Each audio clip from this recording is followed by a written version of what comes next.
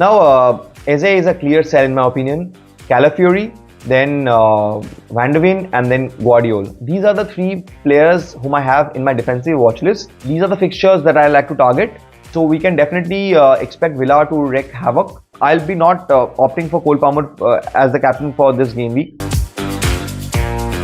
Hey guys, welcome back to another video from the Football Herd. Hope you're doing wonderfully well. So this is the Game Week 7 team selection video, in which I'll be covering things like best teams to target, then how my team did in Game Week 6, then burning questions, then also I'll be doing a detailed analysis of the best 3 captains and the captaincy metrics, and I'll be also covering the watch list for Game Week 7 and the game weeks to come.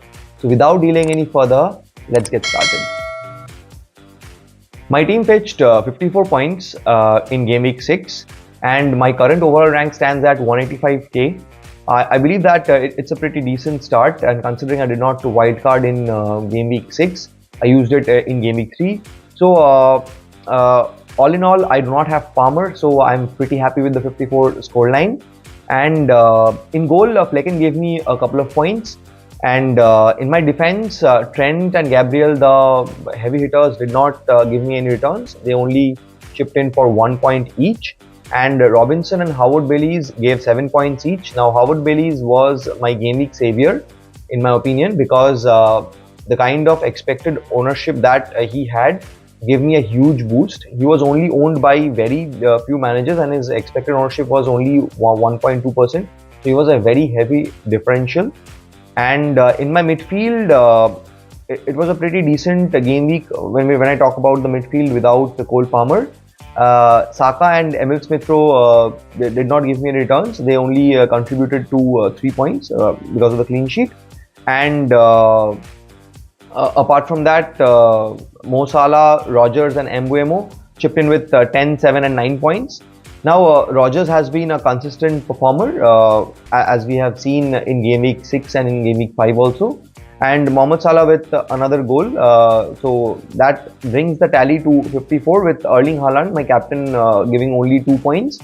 And my bench was comprising of João Pedro, Stewart and Nedeljkovic and Valdimarsson. So all in all, we also saw a thing like Saka's bonus points got reduced, and he only got 1 bonus point, and he did not also get the assist.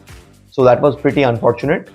And so overall, I'm pretty satisfied with the 54 points, though I'm not overjoyed, but let's take it up for Game Week 7. So the burning questions, in my opinion, should be the first one being that should we sell Eze?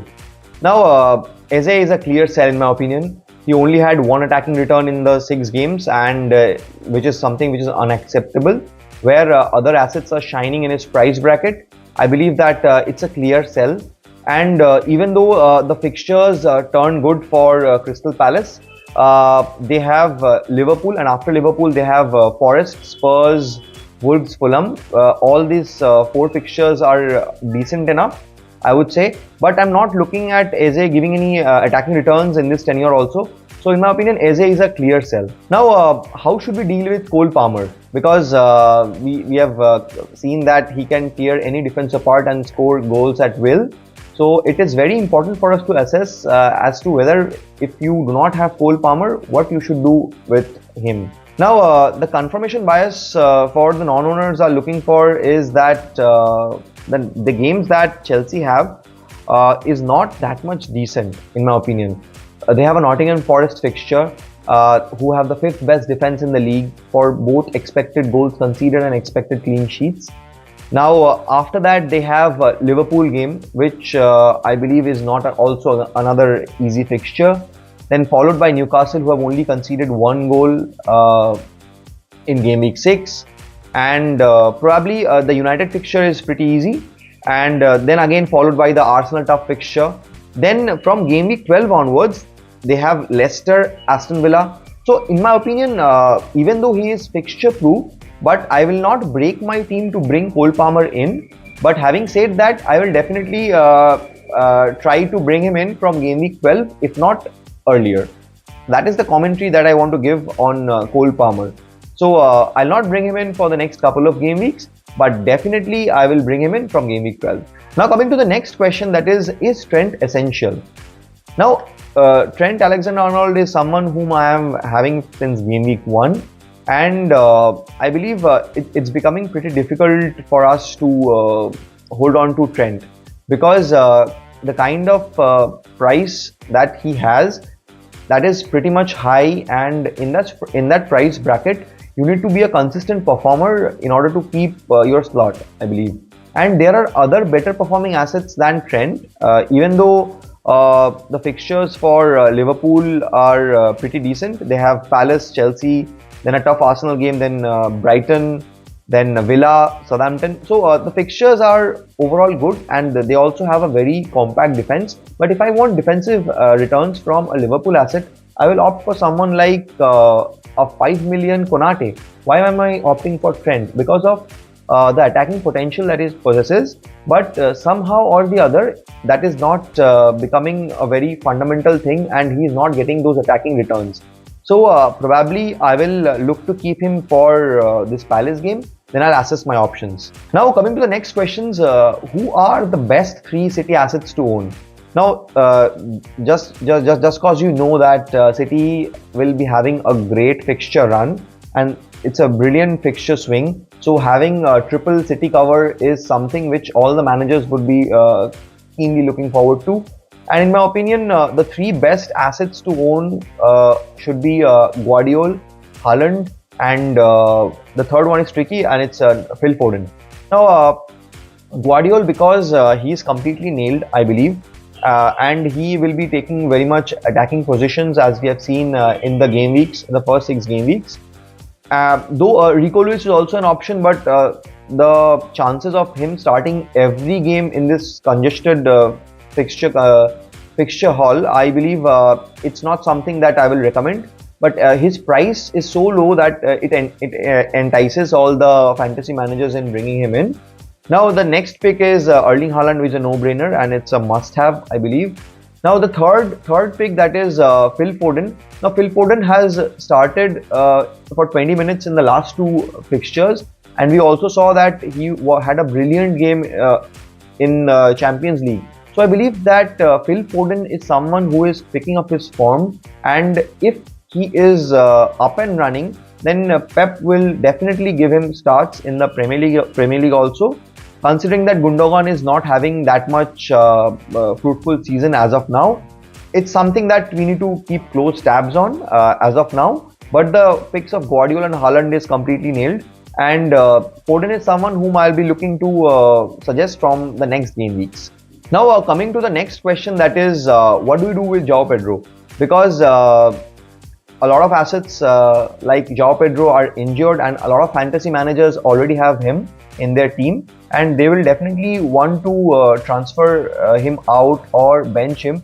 So it's a pretty clear plan that if you have that bench cover, then definitely bench João Pedro and wait for one more game week and wait for the international break, because he is a very decent player, and in Brighton colours he is a very fundamental player, just like we were speaking very highly of him in the last videos.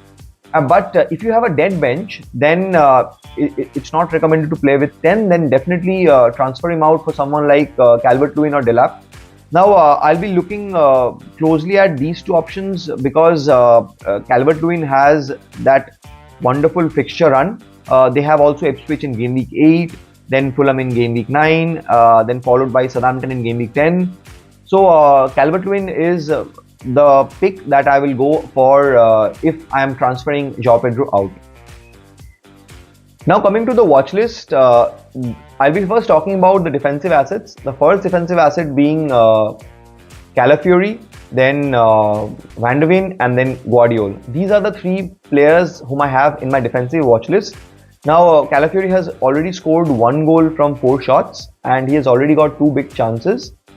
He has already had an expected goals involvement of 0.8 and created 2 big chances, and he has already scored 11 points. Now, keeping the stats aside, when we talk about the eye test also, Calafiori is becoming a very fundamental part of the Arsenal lineup, and the kind of dynamics that he is bringing in from the left hand side is also enhancing assets like Martinelli and we are seeing that Martinelli and Trossard, they're interchanging places and they're having a very decent run. So I believe that Arteta will try to play Calafiori in the games to come, and he's a very good asset if you want to double up on the Arsenal defense. Now coming to the next player, that is Van de Ven. Now Van de Ven had a wonderful game against Manchester United, and given his price point, he's much more cheaper than Romero. He's in 4.5 million. So if you want a Tottenham Hotspur cover without opting for Romero or someone like Pedro Porro, then Van de Ven is a very good option. He has already created 2 big chances, and he himself got 3 big chances. So I believe that he is a decent shout considering his price point. Now coming to the third player, who is my main pick, that is Guardiola. Now Guardiola has already scored 1 from 7 shots and already got 7 big chances, which he squandered somehow. And his expected goals involvement is also 1.1, and he has already created 3 big chances himself. Now he was supposed to score 27.5 or 30ish points. His expected points were around 30, but he had already scored 22 points. And just like I was speaking, that he is completely nailed right now in Pep's lineup. So if you want a City cover who is completely nailed and not as dicey as Rico Lewis is, then Guardiola should be your pick. Now coming to the midfield, in midfield it's also a pretty straightforward pick for me. I have opted for 3 assets like McNeil, Kulusevski and Martinelli. Now these are the 3 players whom I'm keeping close tabs on, and they are in my watch list. Now coming to McNeil, McNeil has scored 3 goals from 11 shots and got 1 big chance, and he's already scored 39 points, which is amazing. Now coming to the next player, that is Martinelli. Martinelli has also had an explosive last game week and scored 1 goal and from 6 shots, and he got 3 big chances, and he was supposed to score somewhat around 24 points, but he has already overperformed and scored 28. And just like I was speaking about Calafiori, that the left hand side of Arsenal is pretty much fluidic now, and we are seeing that Martinelli is taking those pivotal positions, and since Odegaard is not present, that is somehow making Saka and Trossard more enablers in the creation area, and they are creating more number of chances, and Martinelli is someone who is getting those amazing chances and he's converting.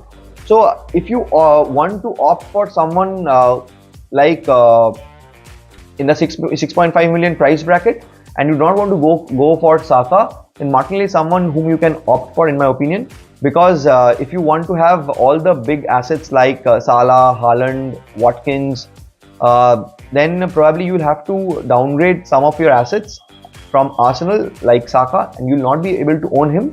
So Martinelli should be a pretty decent shout if you want to cover Saka. Now Kulusevski is my third player in midfield watch list. Now he has already scored 1 goal from 11 shots and got 1 big chance and had an expected goals involvement of 2.1. Now he already created 20 big chances and was supposed to score at around 23 points, but he already scored 23 points. So we do not see that much of a variance here. And he's a very decent shout in my opinion, because when we are taking things into consideration like the absence of Heung-min Son, we saw Warner play there, and the kind of build-up that they're doing with the wing-backs overlapping, and the number 10 slot is somehow occupied by Kulusevski, where Brendan Johnson was playing the wide man, and I believe that he is a very important player in unlocking Dominic Solanke, and he can thread those amazing through balls along with James Maddison, and he's also taking those attacking positions, and he's not squandering as many chances as we are seeing Maddison squander. So Kulusevski is someone whom I'm keeping in my midfielder watch list.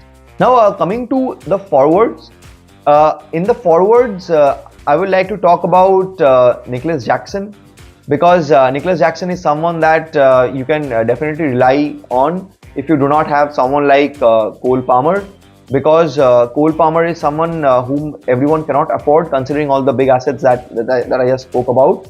Now Jackson has already scored 4 from 18 shots and got 8 big chances. He's already created 7 big chances also, and was supposed to score around 32 points, which has already scored 40. Beg your pardon. Now coming to the next two assets, the first is Delap, the second is Delap, and the third is Solanke. Now Delap has already scored 3 goals, which I believe for a promoted team is amazing. And given his price point, he is a very decent shout.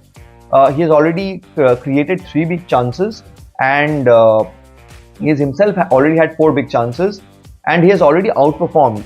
He was expected to score around 15 points, but he has already scored 25, which I feel is amazing. Now coming to the third player in Watchlist, it is Dominic Solanke, who has scored 2 from 13 shots, and he's already got 18 big chances. He has got an expected goals involvement of 3.7, which is pretty decent, and I believe that he's just picking up pace. And once he gets that number 9 slot nailed, we can definitely see the old Dominic Solanke, in my opinion, and he will be a very decent third striker or a second striker, depending on the team that you are trying to build. If you already have Haaland and Watkins, then probably you will opt for a low-priced player like Delap or Dominic Calvert-Lewin. But if you do not have Watkins and you want a 7.5 million price bracket forward, then I believe Solanke is a very decent shout. Now coming to the teams to target, now I have plotted the expected goals conceded against each team in this bar plot, and you can see that the teams which are marked in orange have conceded the most number of chances, and they are the ones who have the highest expected goals conceded. Now teams like Leicester, who have been shambolic at the back, conceding a numerous number of chances, same with Ipswich, then Brentford too, and United, Southampton, West Ham, Everton, all of them are the ones who have conceded the most number of chances. And I believe that the teams which are playing against these teams should be the ones which we should target. And in the next chart also, that you can see that I have plotted the performance of each team, like the goals versus the expected goals. Now the kind of goals that they should have scored versus the expected goals. Now you can clearly see that teams like Chelsea, Leicester, Villa, City, Brentford, Arsenal, Everton all are overperforming. They're not getting that much amount of chances, but they're scoring all those amazing chances. And teams like United, Southampton, Palace, and they're squandering easy chances, and they are underperforming hugely. So keeping these two charts into consideration, I'll be recommending you guys the following fixtures. Like the Palace versus Liverpool game, that should be a high scoring one with Liverpool scoring a lot, in my opinion. Then the Arsenal versus Southampton game, which is also amazing in my opinion. Now the City versus Fulham game should be a tight fixture, not that much juicy in my opinion. Then coming to the Brighton versus Spurs game, that will also be a very enticing game. Then the West Ham versus Ipswich game will also be a high scoring one with both sides conceding a lot of chances. So I believe that if I narrow it down to for 5 fixtures, it will be Palace versus Liverpool, then Arsenal versus Southampton, then West Ham versus Ipswich, then Brighton versus Spurs. These are the fixtures that I like to target. Now you can see that the kind of fixtures that the teams have from game week 7 till game week 12. Now teams like Ipswich, they have a wonderful 4 games from 7 till 10 where they face West Ham, Everton, Brentford and Leicester. Then similarly Leicester also have a very decent run of games. So if you want some differential assets, you can own from them, and who will basically be acting as enablers. So it will be pretty much helpful for you guys. So assets like Delap, just like I spoke about him, will be very much important because in that price bracket we do not have that much amount of strikers. Only he is there. Calvert-Lewin is also 6 million, so he's a very good asset in my opinion. Then teams like Tottenham Hotspur, then Manchester City, then Everton, they also have a very wonderful run of games, and there's an ocean of green that we can see. The fixtures for Arsenal toughen up, then for Brighton it's pretty tough. So many of you will be having an Arsenal triple up, but I believe after game week 8, from game week 9 onwards, I will not be having a Arsenal triple up. I'll be only having 1 or maximum 2 players from Arsenal. So we can chop and change accordingly and target the teams that I just spoke about. Now coming to the team selection, in goal I have Flecken, who faces Wolves side, and it's a home fixture. Now Wolves have already had 62 shots and they scored only 6 goals, which makes me feel that there is a possibility that Flecken might keep a clean sheet. And since they are also averaging 10 shots per match, I believe that if they're on target, then Flecken will definitely be saving and giving me safe points. And he has already made 30 saves, and which is somewhat like more than 5 shots per 90. As you can see in this graphic, that he is amongst the highest goalkeepers with the highest number of saves, and his the recent performances is also pretty decent. So I'm quite hopeful of Flecken giving me some fruitful returns in Game Week 7. In my defense, I have a back three of Gabriel, Robinson and Trent. Now Gabriel has a Southampton home game, which should be a very easy fixture for Arsenal in my opinion, and I'm hoping that they will be keeping a clean sheet, because Southampton have been pretty poor that we have seen in the first 6 games, whether be it offensive or be it defensive. Their attacking numbers do not look that much good, whereas Gabriel already averages 6.2 points per match, and he's already selected by 25% of the fantasy managers. And even though we saw Arsenal concede a couple of goals in the last game week, but I'm pretty hopeful that the Southampton game will be a much more compact performance from Arsenal, and we'll be able to see that Gabriel keeping a clean sheet. Now coming to the next defender, that is Trent Alexander-Arnold. This is his last chance in my team, primarily because there are better assets, and considering his high price point, I'm giving Trent one last opportunity against Crystal Palace to churn out some attacking return. And because Crystal Palace have also allowed 18 big chances, which is at par with Wolves, they rank 9th for expected goals conceded, which shows that they are also pretty much imbalanced at the back, and the defensive numbers do not look good. Now, when I talk about Trent Alexander-Arnold, he has given 5.5 points per match, which is decent, but just like I was mentioning that if you are spending 7 million on a defender, you expect a lot more, which is not something which Trent is giving. He's only giving clean sheet points and 1 or 2 assists here and there. We are expecting huge hauls from him. That is why I just mentioned that if in the Crystal Palace game he's not able to perform, I'll definitely bring in a different asset like Konate, who will be at 5.2 million, save 2 million and invest in the other assets simply. Now coming to the third defender, that's Robinson. Now Robinson has a very tough fixture against City, but I'm willing to give him that opportunity because he was one of the standout performers in the last game week. Now having said that, he already has an average of 4 points per match, and so I'm someone that I'm willing to give him one more opportunity.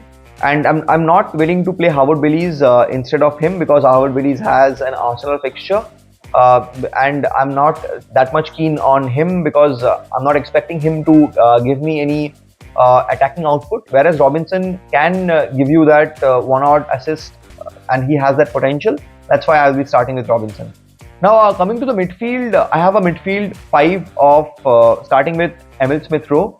Now, just like I was speaking about Robinson, that they have a very tough game against Manchester City, who have conceded 9 big chances, and basically they have not conceded as much chances as the other teams have been, which we have completely seen in the first 6 games, right?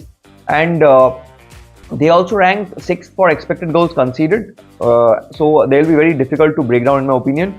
But we can expect a 1 odd assist from Emil Smith-Rowe as well, because he's taking those attacking positions and is having a very decent run, which you have seen in the first 6 games. Now coming to the next midfielder, that's none other than Mohamed Salah. Now Salah has a Crystal Palace away game, who have already allowed 18 big chances, and they rank 9th for expected goals conceded. So I believe that they'll have a very decent game, and he also has the 2nd highest goal contribution and the 2nd highest expected goals involvement, just after Cole Palmer. So the stats look amazing, which is also equally resonated by the fact that he is scoring consistent goals in all the game weeks that we are seeing, and the attacking returns that he is possessing is amazing, which is a relief in my opinion, because I'm not owning Cole Palmer, so I'm heavily relying on Mohamed Salah, and the 10-pointer in the last game week was a relief to say the least. Now coming to the next midfielder that I have is Morgan Rogers. Now Rogers has a very easy game against United, who have already allowed 23 big chances, and placing them second in this category, and their ranking for expected goals conceded is also 18th, which is also shambolic in my opinion, and so we can definitely expect Villa to wreak havoc in this shaky United defensive lineup. Now Rogers has already scored back-to-back 10-pointers and 7-pointer in the last 2 game weeks, after a very poor start of first 4 fixtures where he did not return any points. So I believe that he will only be picking up form from here, and he will be having a wonderful game week 7. Now coming to the next midfielder, that's Mbeumo. Now Mbeumo has a Wolves home game, which is a very lucrative fixture in my opinion, and Wolves have already conceded 18 big chances, placing them 9, and they also conceded 81 shots, and to top that, Mbeumo has 7.2 points per match, and he already scored 1 goal in the last game week, so he's very much dependable in my opinion, and he's nailed as my 4th midfielder. Now coming to the 5th midfielder, that's none other than Bukayo Saka, who has a Southampton home game, who have already allowed 21 big chances, which is at par with West Ham, and they are 22nd for the expected goals conceded, indicating that they face certain defensive challenges, and they also have the 4th highest expected goals conceded. So Bukayo Saka is a very decent captaincy shout, and I'll be discussing about him in the captaincy metrics segment. He already has 5 goals, 5 assists and 1 goals to his name, and an XGI of nearly 4, and he was extremely unlucky in the last game week not return. Now coming to the forwards, I have a forward 2 of João Pedro and Erling Haaland. Now João Pedro is already averaging 4.8 points per match, and I'm keeping close tabs on him because he's nearing his fitness, but he was not seen in the training. But if it is confirmed that he will not be playing Game Week 7, then I'll definitely transfer him out and bring someone like Delap or Dominic Calvert-Lewin. So I'm not making the transfer right away, but I'll be making it a deadline move just before the deadline, and if we have any leaks, then I'll be definitely opting for this. Now Erling Haaland has a Fulham home game, which is a very decent game in my opinion. I will not say that it's a very easy one, but the robot is completely fixture proof, right? Which is completely evident from the fact that he has already scored 65 points in 6 games by 10 goals, and he's already owned by 73% of the managers. But we saw him have the blank in the last game week. Now he's also one of the captaincy candidates, and I'll discuss about Erling Haaland in my next segment.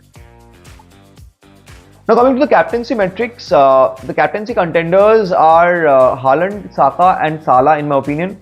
I'm not talking about Cole Palmer because I do not have him, but if you have Cole Palmer also, he's also up there, make no mistake. He's also someone like Erling Haaland, who's completely fixture proof, but I'll be not opting for Cole Palmer as the captain for this game week, but I'll be looking at only these 3 options, Haaland, Saka and Salah. Now Salah also faces a Palace side who have looked poor defensively. As you can see the numbers for all the 3 in this table, Haaland is the safest captaincy choice. He's produced a leading tally of 19 shots and 3.7 expected goals. However, Fulham ranked 5th best for expected goals conceded this season, and no side has given up fewer big chances than their 8. So I'm strongly considering gambling with the armband and giving it to Saka. The Arsenal talisman has a leading tally of 6 big chances and 14 key passes in home matches, while only Haaland can improve on his 16 shots. Now Southampton have conceded a league high 10 goals in the last 4 game weeks compared to Fulham's 3. So this makes Saka a very, I would say, a decent captaincy shout, and if you are willing to take that risk, I will give it to Saka. Saka is the best captaincy choice. Haaland is the safest captaincy choice. And if you do not have Haaland or Saka, then Salah is the choice for me. So it's a pretty straightforward decision. Haaland is the safest choice. Saka is the most bold choice. So the first option will be Bukayo Saka, in my opinion, for Game Week 7. That's it, guys. That was all about the Game Week 7 team selection video. If you have liked this video, please do drop a like and subscribe to my channel. That will mean a lot to me.